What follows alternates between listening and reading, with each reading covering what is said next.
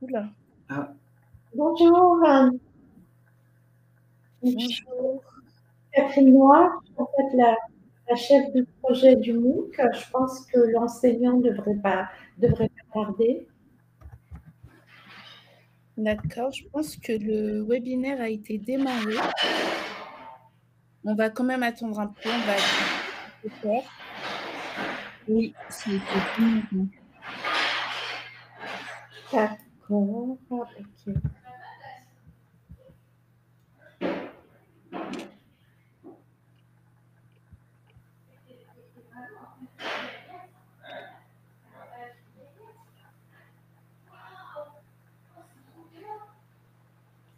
Donc, si vous pouvez patienter jusqu'à 17 heures, l'enseignant arrivera à 17 heures. D'accord, d'accord, ok. très bien. Et pour les questions, vous voulez qu'on les pose à la fin de la présentation? Je pense que ça serait mieux, oui, oui. Elle sera rapide, la présentation, en fait. D'accord.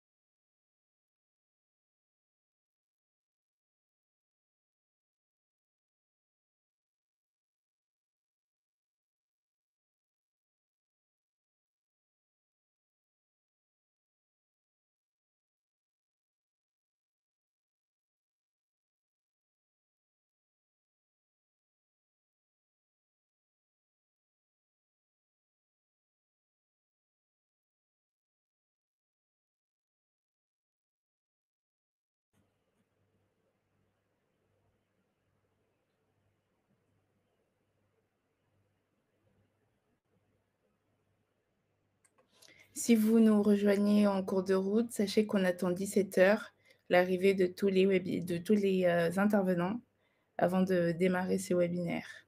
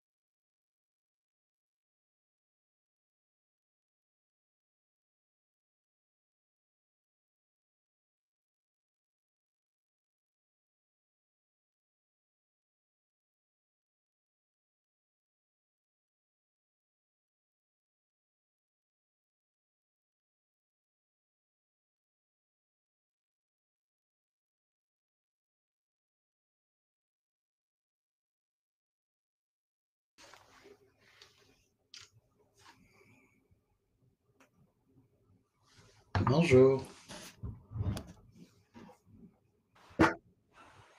Bonjour. Bonjour Catherine. Ça fait longtemps. Alors, on est en live, on attend encore quelques minutes avant de démarrer. Très bien.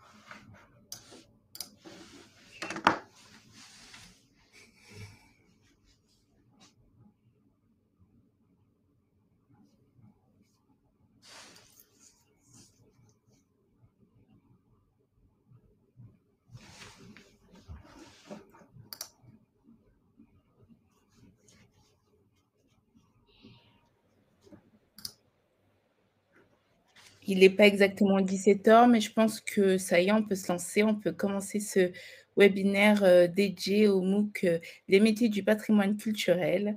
Je me présente, je suis Nancy Aquenon, chargée de communication pour France Université Numérique. Je suis là aujourd'hui pour animer le chat en présence de mes 2 collègues que je vais laisser se présenter.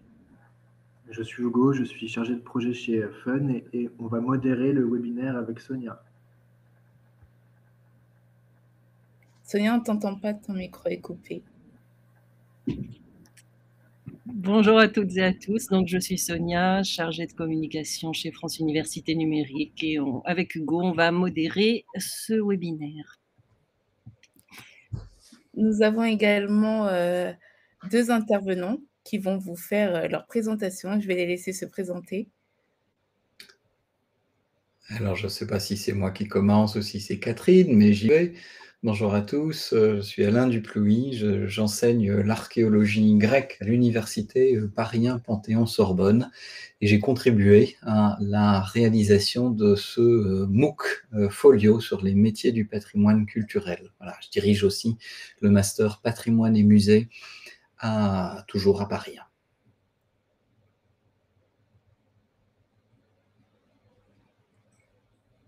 1. Vous avez votre... Oui, bonjour, je suis Catherine Noir, je suis aussi à l'Université Paris 1, je suis au service des usages du numérique et je suis le chef de projet de ce MOOC. Ce sera Alain qui va animer ce séminaire et je suis là juste en support. Vous avez à la droite de votre écran un chat. N'hésitez vraiment pas à poser toutes vos questions.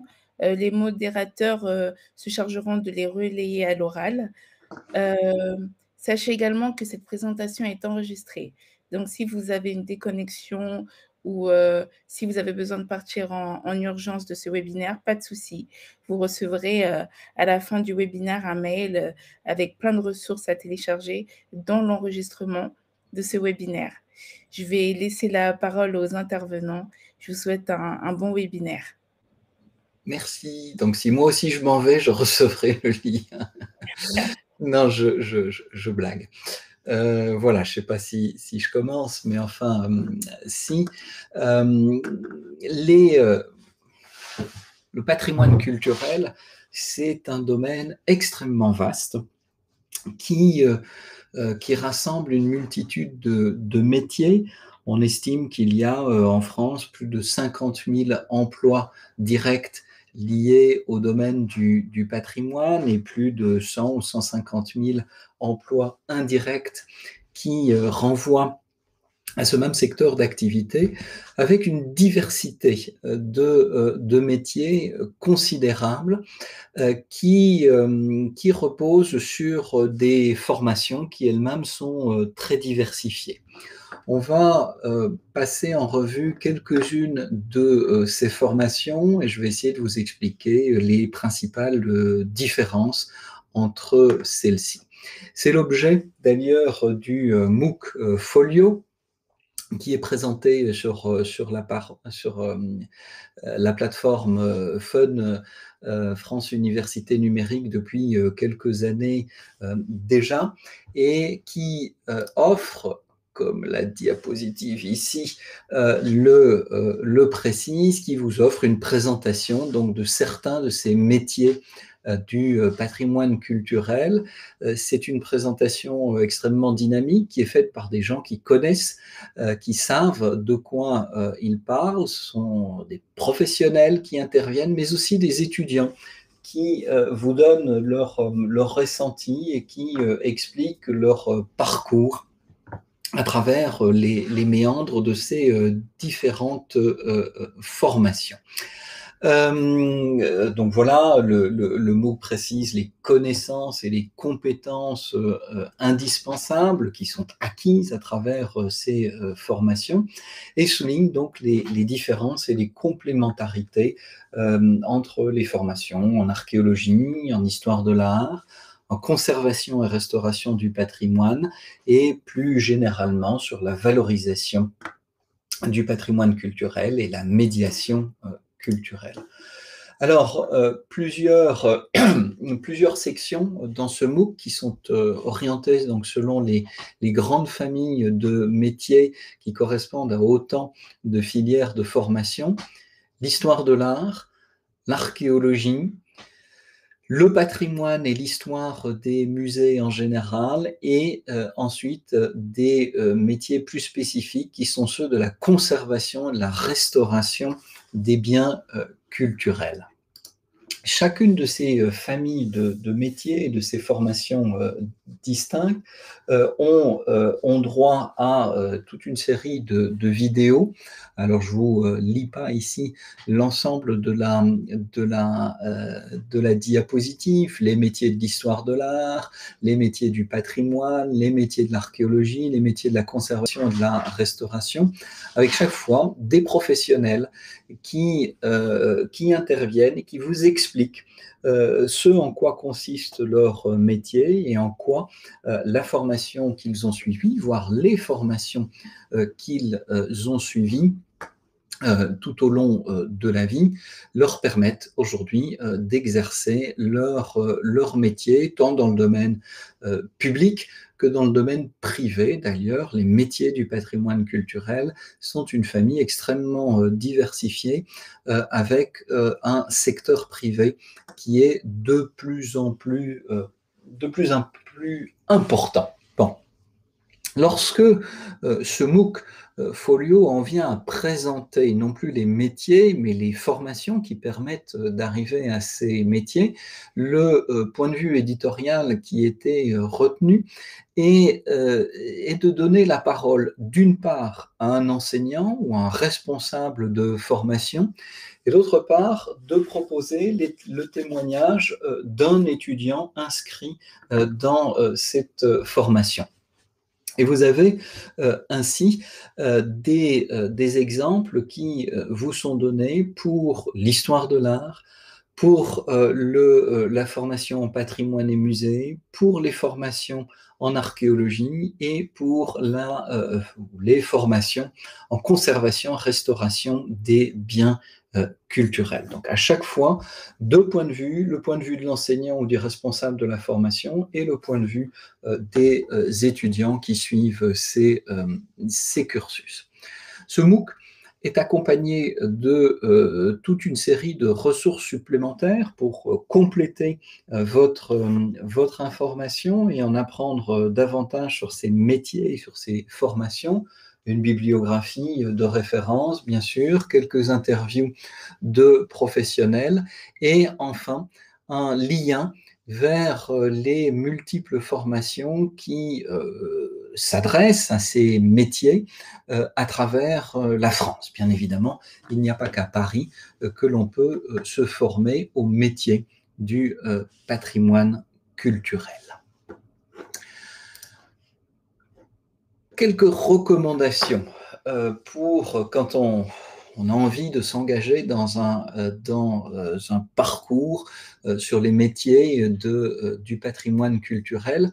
Ce qui nous intéresse le plus, et je parle de manière générique, non seulement pour les formations auxquelles je participe à l'Université Paris 1 Panthéon-Sorbonne, mais plus spécifiquement, je parle au nom de tous les collègues à travers la France qui recrutent dans ces formations. Ce qui nous intéresse le plus, c'est des étudiants qui disposent d'une bonne culture générale dans les domaines qui sont ceux du patrimoine, donc de l'histoire, bien sûr. Il n'y a pas de culture matérielle sans ancrage dans une histoire des sociétés. Une bonne culture matérielle en histoire, histoire de l'art, patrimoine, en langue. C'est important d'associer une formation en patrimoine culturel à la pratique d'une ou plusieurs langues étrangères et globalement, voilà, une bonne connaissance culturelle, une curiosité importante aussi.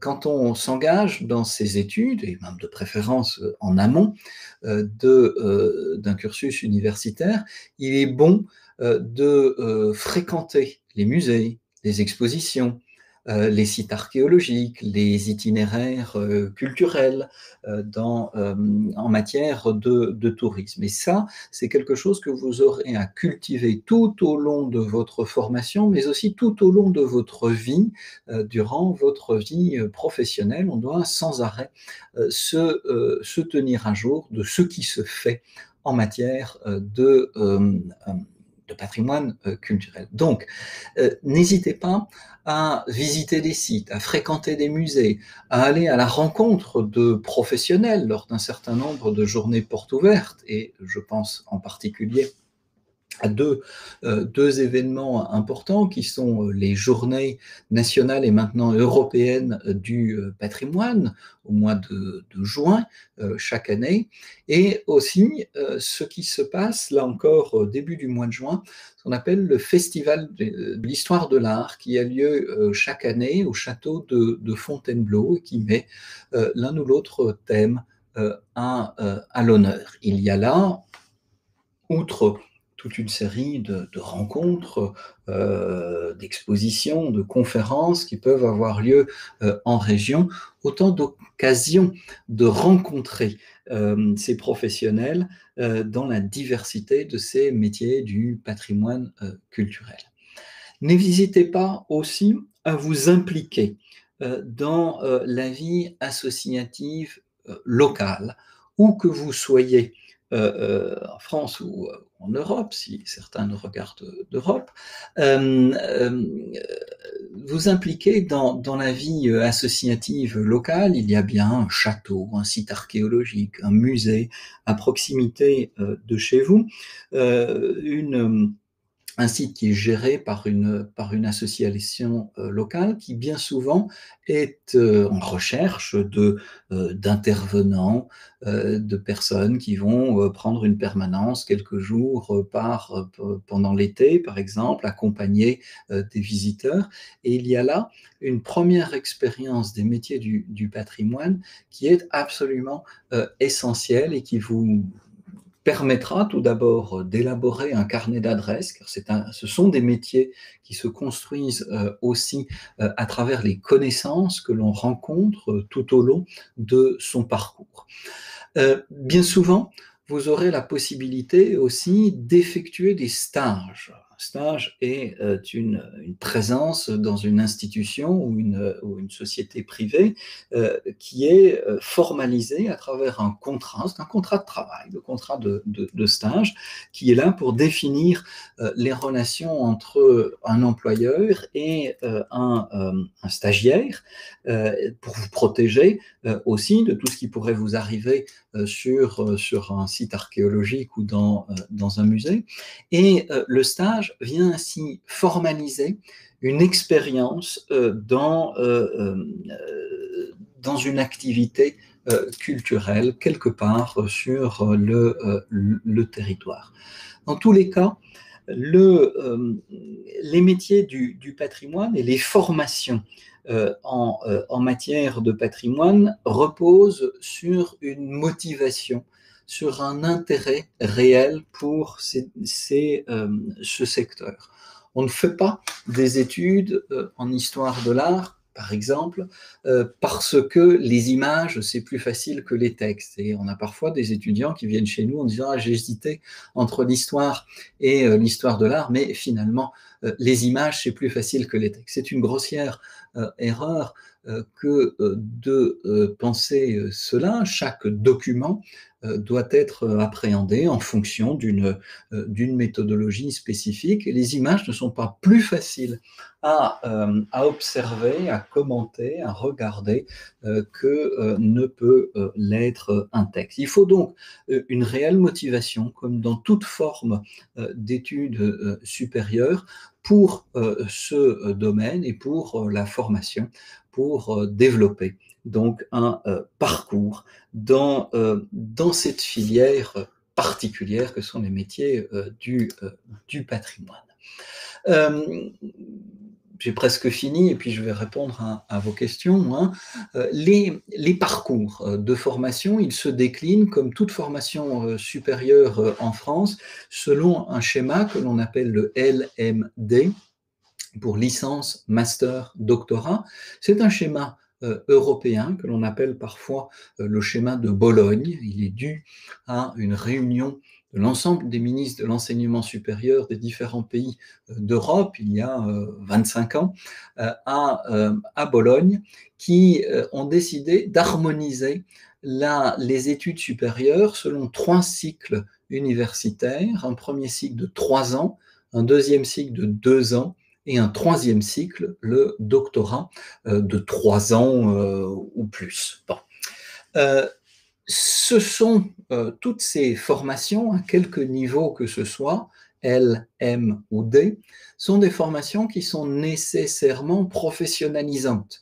Le but de la formation universitaire en France comme ailleurs en Europe, c'est l'insertion professionnelle. Le but du jeu, c'est de vous aider à trouver un métier. Je ne dis pas qu'on va le trouver à votre place, c'est de vous donner les clés pour vous insérer professionnellement. Alors, de plus en plus d'universités, tout ce que j'ai dit ici concerne pour l'essentiel la formation initiale, c'est-à-dire vous avez 18 ans, vous vous inscrivez à l'université pour la première fois, mais quelques formations proposent ce que l'on appelle la formation continue, bien qu'il existe peu de solutions, c'est le deuxième point là, peu de formations en France sont spécifiquement dédiées au niveau universitaire à la reconversion professionnelle, à l'amélioration de ses propres compétences. Il faut souvent repartir dans un nouveau master et il n'est pas simple de jongler avec les deux. Mais je pense que le public qui nous écoute n'est pas directement concerné par la formation continue. Certaines formations sont proposées en alternance. Elles sont de plus en plus nombreuses depuis 2 ou 3 ans en raison du succès que connaît ce mode de formation particulier, fortement financé, subventionné par le gouvernement depuis 2 ou 3 ans, c'est l'alternance, c'est-à-dire globalement, vous partagez votre semaine ou votre année de formation entre des cours à l'université et un emploi déjà rémunéré au sein d'une société ou d'une institution. C'est quelque chose qui tend à se mettre de plus en plus en place dans nos formations. Pas dans toutes les universités, pas à travers tous les niveaux, mais petit à petit, c'est un modèle auquel nous songeons de plus en plus. Bon. Si vous avez déjà une expérience professionnelle, vous pouvez aussi pratiquer ce que l'on appelle la validation des acquis de l'expérience ou des acquis professionnels, VAE, VAP, qui permettent de vous octroyer un diplôme ou bien de reconnaître comme équivalent à un certain nombre d'années d'études votre expérience professionnelle, votre expérience antérieure. C'est-à-dire, si vous n'avez pas fait d'études et que vous avez travaillé dans le domaine culturel pendant un certain nombre d'années, il y a des procédures spécifiques pour reconnaître cette expérience sous la forme de diplômes ou de parties de diplômes qui vous permettent ensuite de continuer. Bon.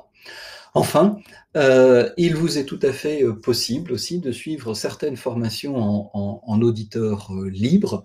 Il y a des étudiants qui, un exemple me vient en tête, qui se forment en médecine et qui développent un intérêt tout particulier pour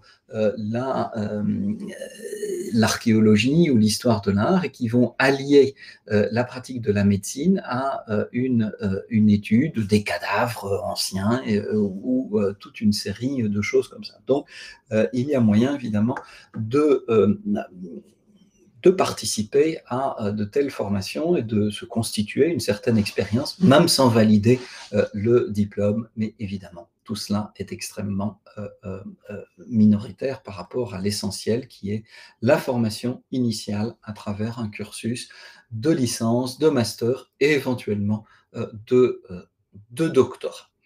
Voilà, j'en ai fini pour ce speech introductif et nous allons passer aux questions. Donc là, je vois qu'il y a dans le chat toute une série de choses et je vais essayer de répondre à vos questions les unes après les autres, sauf si un modérateur veut intervenir.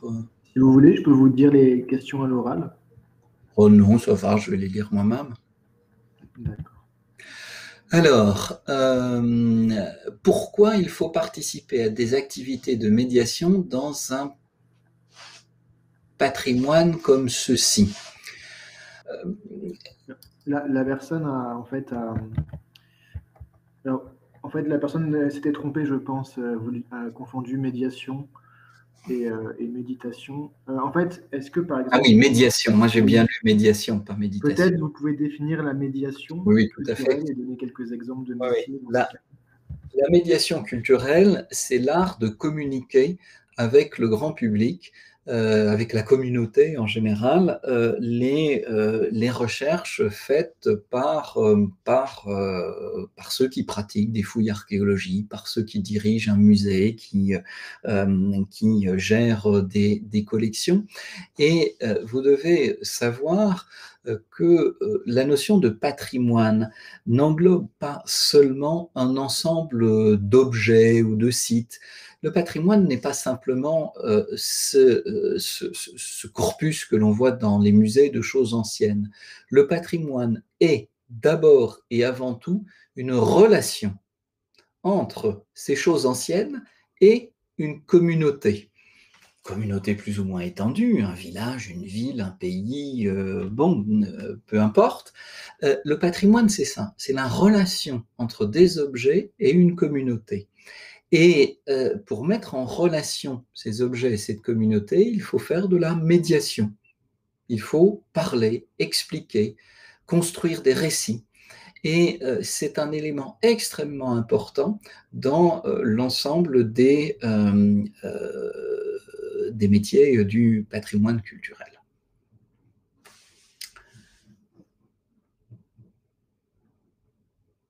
Ah oui, médiation, oui, là je suis.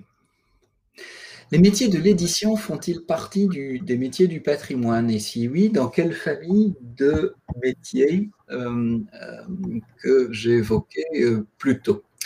Alors oui, les métiers de l'édition peuvent, pour certains, faire partie du métier du patrimoine, tout ce qui est édition d'art, édition scientifique, divulgation et médiation culturelle dans des revues comme les dossiers de l'archéologie, histoire et toute une série de revues de ce genre. Il est extrêmement important d'allier à des connaissances en matière de typographie, d'édition, de mise en page, du circuit de l'imprimerie et de la diffusion de l'information, y compris les nouvelles technologies sur le web, bien sûr, et la presse en ligne. Il est important d'avoir une bonne culture, une bonne connaissance des civilisations passées et de l'art et de l'archéologie. Donc, oui, parmi les métiers du patrimoine, il y a des métiers de l'édition, il y a certaines formations en France qui se offrent des formations plus spécifiques à l'édition culturelle. Ce n'est pas le cas à l'université de Paris 1, dont je les connais un peu moins bien, mais je sais qu'il en existe ailleurs, notamment à l'université Paris 8 et à Nanterre, pour ce qui est de l'Île-de-France, avec une spécialisation dans tout ce qui est le numérique. Voilà.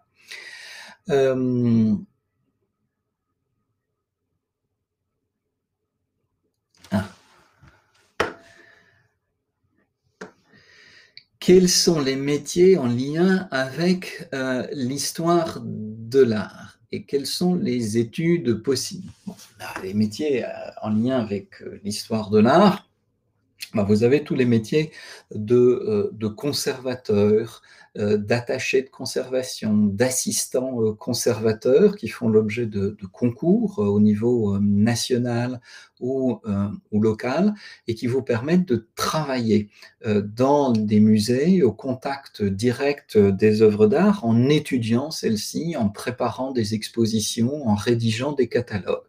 Il y a toute une hiérarchie ensuite de métiers qui tournent autour du musée et de ses fonctions, de documentalistes, de régisseurs d'œuvres qui permettent les déplacements des œuvres. Donc ça, c'est toute une famille de métiers liés à l'histoire de l'art. Ensuite, vous avez aussi le domaine privé avec les galeries d'art, les antiquaires. Si vous alliez à cela une formation en droit, vous pouvez présenter l'examen pour devenir commissaire-priseur et intervenir donc dans des ventes privées d'objets d'art. Ça, c'est une deuxième famille. Vous avez la médiation culturelle dans les musées, dans la presse spécialisée, en ligne aussi. Voilà une autre famille de métiers. L'événementiel est aussi quelque chose qui peut toucher à l'histoire de l'art avec l'organisation de festivals culturels, artistiques. Voilà, pour quelques grands exemples. Les études possibles, eh bien, en général, on commence par une licence en histoire de l'art et archéologie, qui est la base de ces métiers du patrimoine culturel. Et ensuite, on s'oriente davantage au niveau master, donc après 3 ans d'études, on s'oriente vers un master davantage spécialisé, archéologie d'une part, histoire de l'art de l'autre, patrimoine et musée, conservation-restauration des biens culturels, médiation aussi.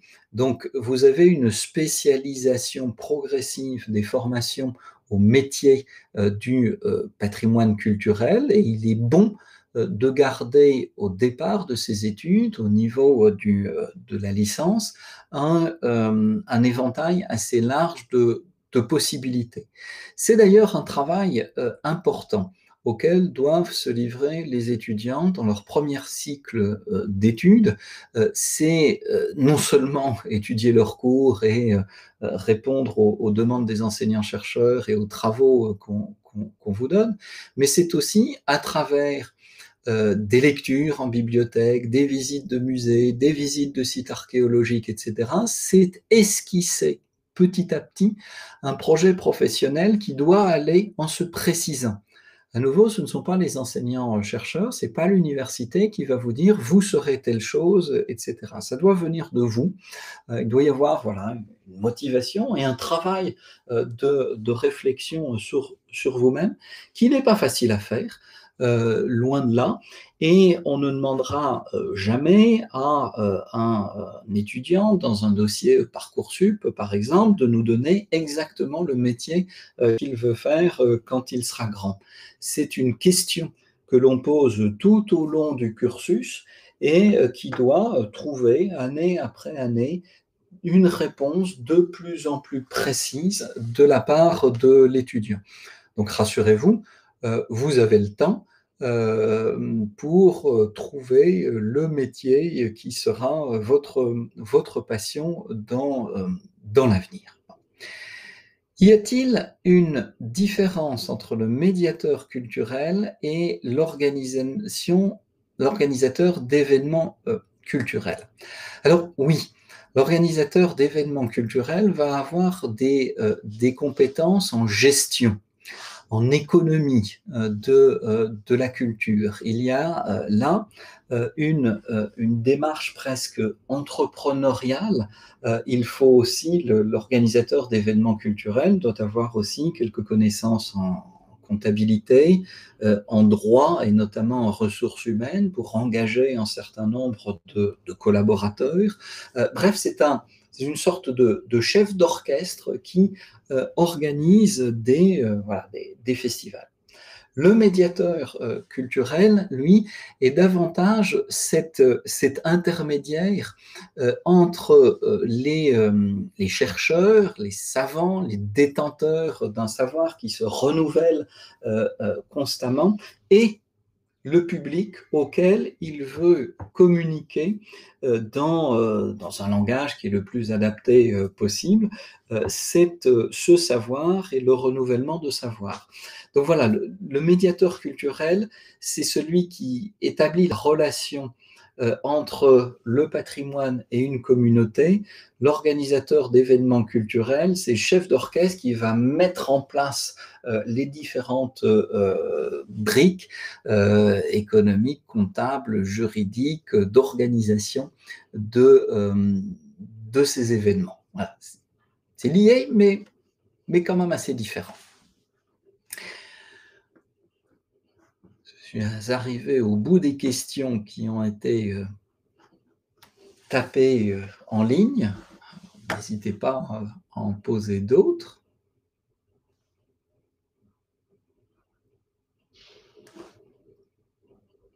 Voire intervenir à l'oral, mais je ne sais pas si vous pouvez vous connecter. Enfin, n'hésitez pas.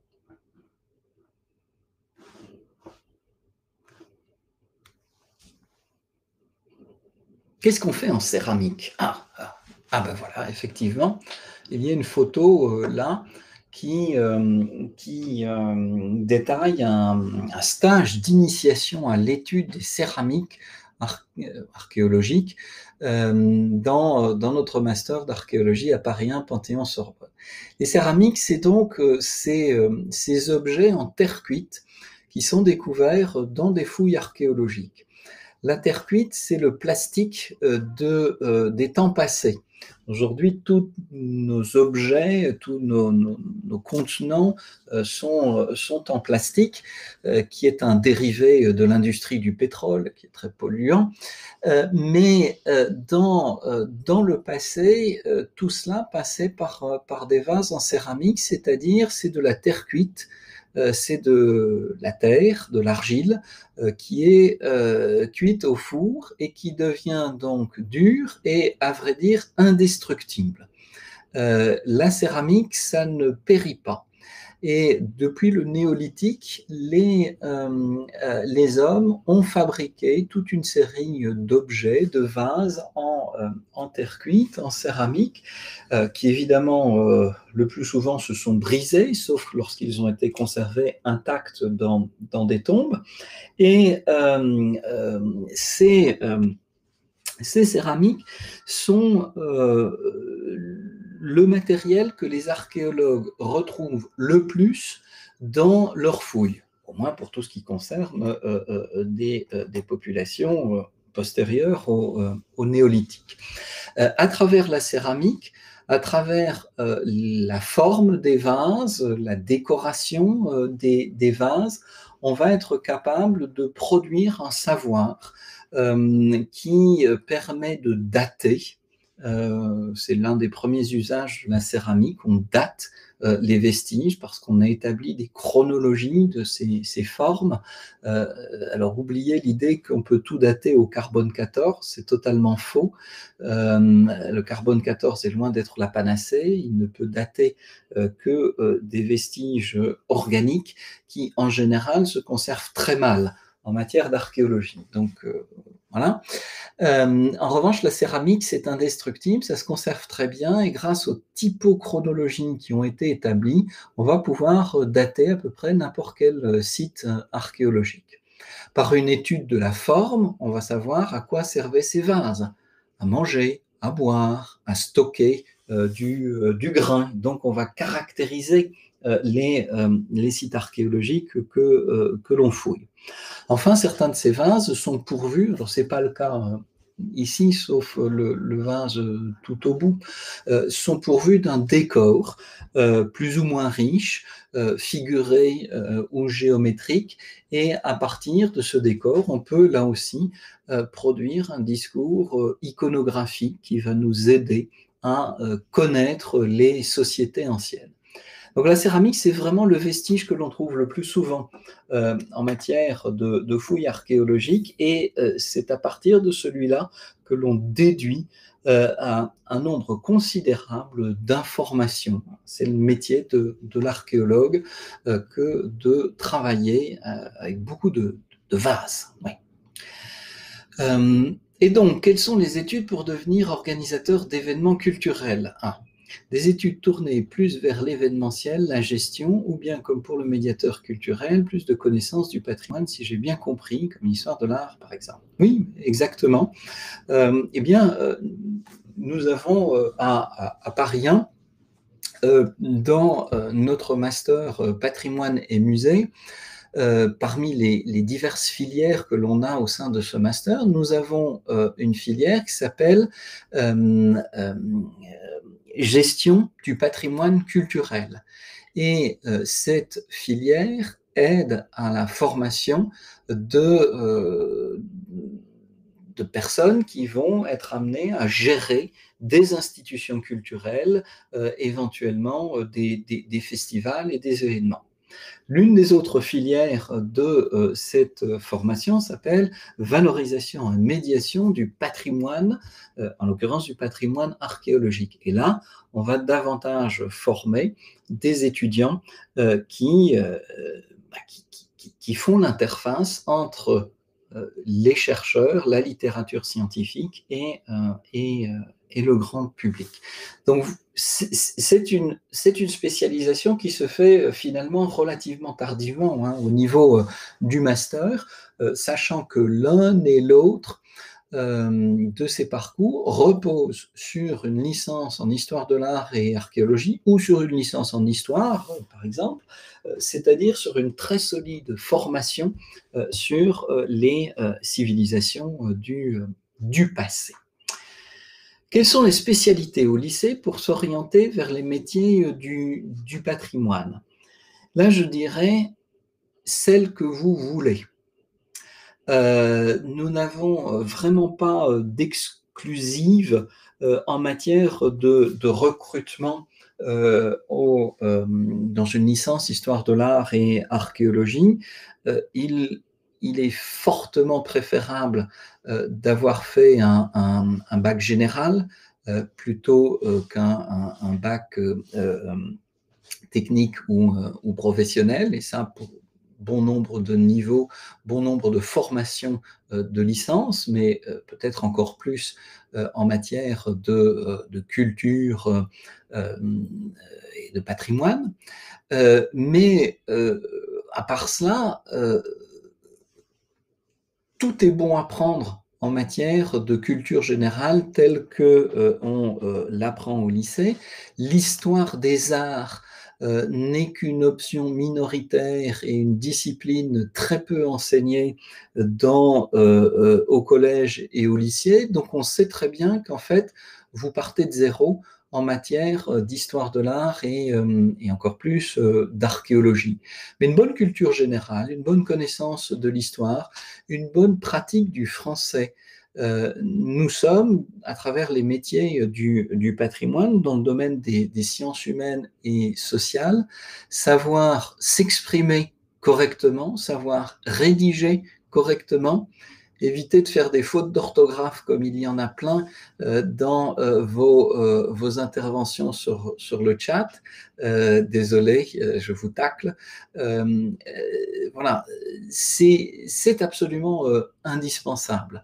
Il faut savoir écrire, il faut savoir parler, il faut savoir raisonner, il faut savoir construire une argumentation, et pour cela, quelle que soit la filière choisie en lycée, tout est bon à prendre.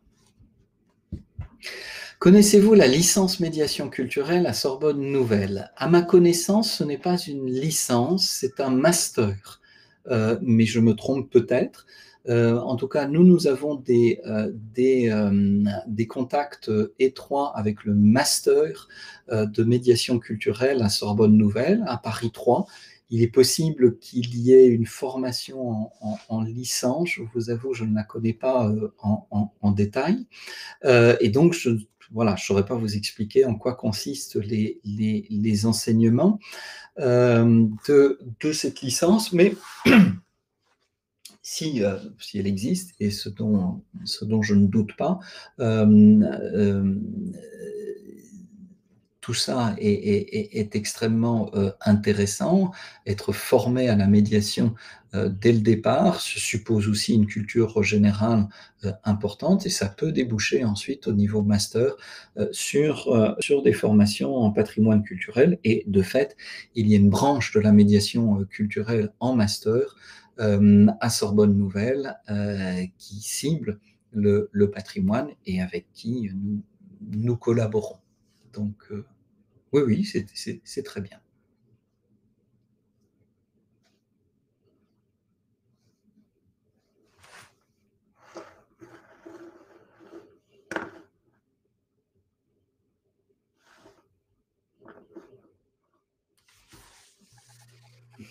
Des participants sont en train d'écrire sur le chat. Oui. Des questions.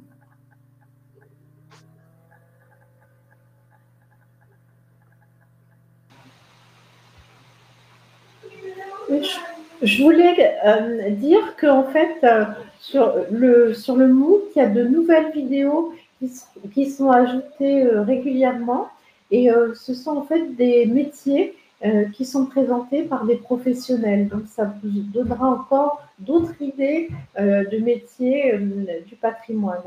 Donc, même si vous avez déjà suivi l'ensemble du MOOC, de toute façon, vous recevrez un mail, mais retournez-y régulièrement parce qu'il y aura de nouvelles vidéos qui seront ajoutées. Alors, il y a une nouvelle question. Vous vous penchez sur quelle ère de l'histoire? Juste la préhistoire. Alors moi, je suis archéologue et historien, et mon centre d'intérêt principal, c'est la Grèce antique. Et donc, on est au-delà de la préhistoire. Toutes les époques de l'histoire de l'homme peuvent faire l'objet d'une étude en matière d'archéologie. Il y a de l'archéologie évidemment qui remonte au début des hominidés, mais il y a aussi de l'archéologie extrêmement récente, l'archéologie des tranchées de la guerre 14, l'archéologie industrielle, tout ça c'est de l'archéologie contemporaine. Et l'histoire de l'art, c'est l'histoire de l'art qui commence là aussi avec la préhistoire, la grotte Chauvet, l'art paléolithique, c'est de l'art, et bien évidemment, cela va jusqu'à l'art le plus contemporain possible dans toutes ses déclinaisons, y compris numériques. Donc voilà, c'est l'histoire de l'art et l'archéologie, c'est l'histoire des hommes. Et c'est ça qui est important, c'est que nous nous intéressons davantage aux hommes et aux femmes, l'homme dans le sens du genre humain, qu'aux objets eux-mêmes. Je dis toujours à mes étudiants que les objets ne m'intéressent pas. Les objets ne m'intéressent pas en tant que tels, ils ne m'intéressent qu'à travers ce qu'ils ont à dire des hommes qui ont vécu dans le passé. C'est une discipline de sciences humaines, ce sont des disciplines de sciences humaines, et ce ne sont pas des disciplines qui cherchent à caractériser la nature chimique ou autre des matériaux utilisés. Certes, ça peut avoir son utilité, mais la finalité est d'abord et avant tout de comprendre l'homme, le génie artistique, l'histoire, la société, voilà, tout ce que vous voulez.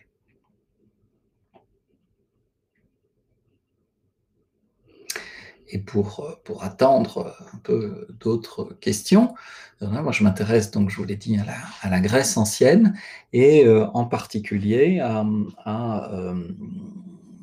l'émergence des sociétés grecques au début du premier millénaire avant Jésus-Christ, l'émergence de ce que l'on appelle la cité grecque, la construction de la structure sociale, les relations entre les différentes communautés, à un moment où on n'a pas ou très peu de sources écrites et où les sources archéologiques, en particulier les nécropoles, les sanctuaires, les habitats, sont la matière essentielle sur laquelle on peut poser une réflexion d'ordre politique, d'ordre social aussi. Et voilà, donc, c'est ce sur quoi je m'intéresse plus particulièrement.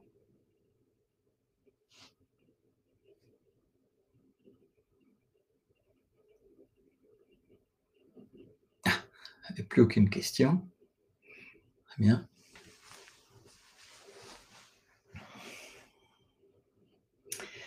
Alors nous avons l'autre photo qui est présentée là, c'est une action de médiation, précisément des étudiants du master en valorisation et médiation du patrimoine archéologique, que nous avons tenu lors des journées européennes de l'archéologie, qui ont lieu chaque année au mois de juin, avec de multiples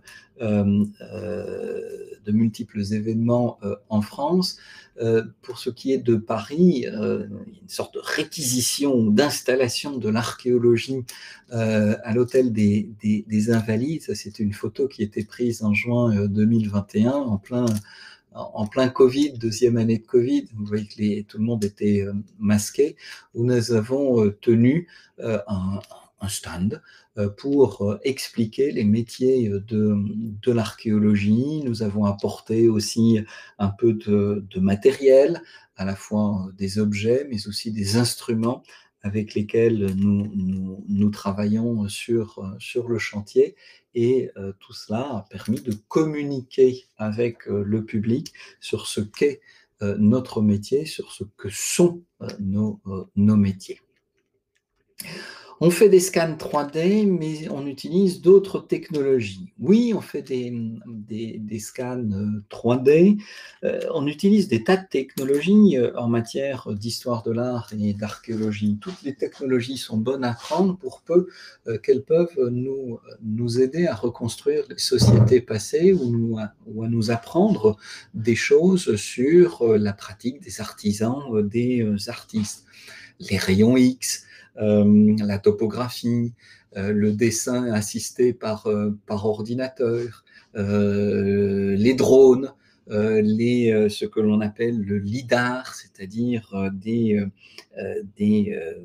rayons laser qui sont envoyés par des satellites sur la Terre et qui permettent de voir le relief sur la Terre, même à travers la couverture des forêts.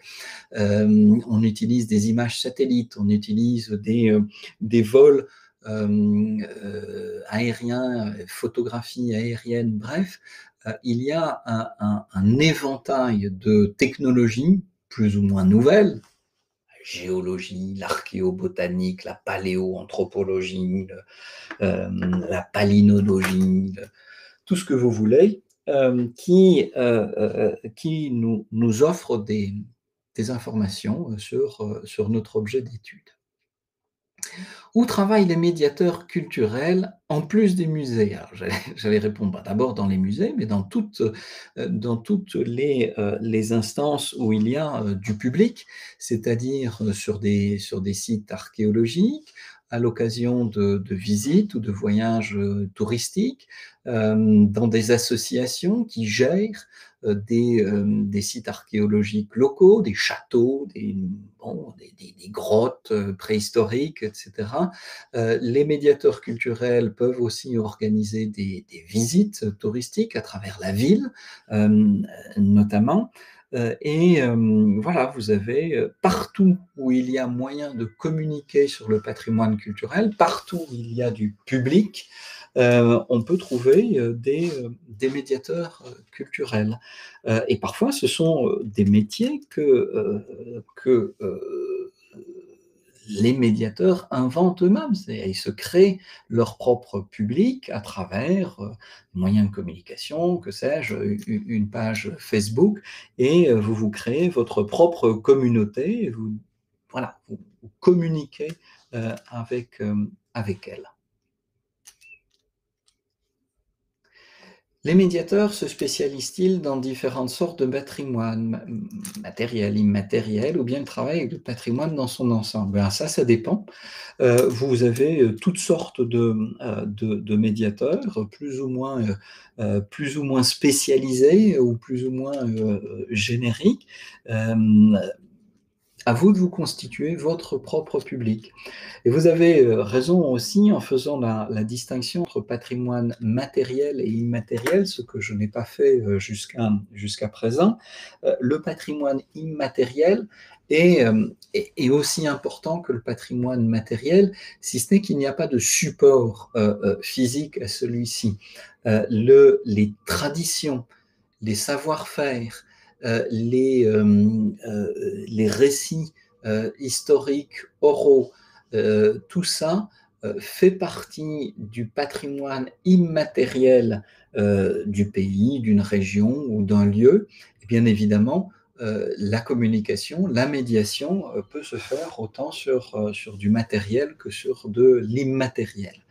La fouille archéologique, c'est toujours sur du matériel, l'histoire de l'art aussi, mais l'histoire d'une institution, l'histoire d'un savoir-faire, voilà, tout ça, ça peut passer par l'histoire de l'art ou par l'histoire en général. Quelques exemples d'universités. En principe, vous devez pouvoir trouver dans quelques régions, que ce soit de France, une université qui vous offre un premier cycle d'études avec une dominante sur l'histoire de l'art et l'archéologie. Cela peut parfois passer à travers des départements d'histoire et un cursus d'histoire avec une mineure du côté de l'histoire de l'art et d'archéologie. Mais en principe, vous avez dans chaque région une université qui propose des cursus dans ce domaine. Au niveau du second cycle universitaire, au niveau du master, il y a quelques grands centres à l'échelle française qui se distinguent, non pas par une qualité supérieure de l'enseignement, loin de là loin de moi cette idée, mais par une masse critique d'étudiants. Plus il y a d'étudiants, plus il peut y avoir d'enseignants-chercheurs, donc plus il peut y avoir une diversité importante de disciplines et de périodes représentées. Et ces grandes universités sont Paris, bien sûr, mais aussi, alors j'espère que je ne vais pas en oublier, Lille, Strasbourg, Lyon, Aix-Marseille, Montpellier, Toulouse, Bordeaux, Rennes, Tours, bien sûr. Voilà, c'est à peu près les grandes universités en matière d'histoire de l'art et d'archéologie qui me viennent en tête. J'espère ne pas en oublier, ne pas vexer certains collègues.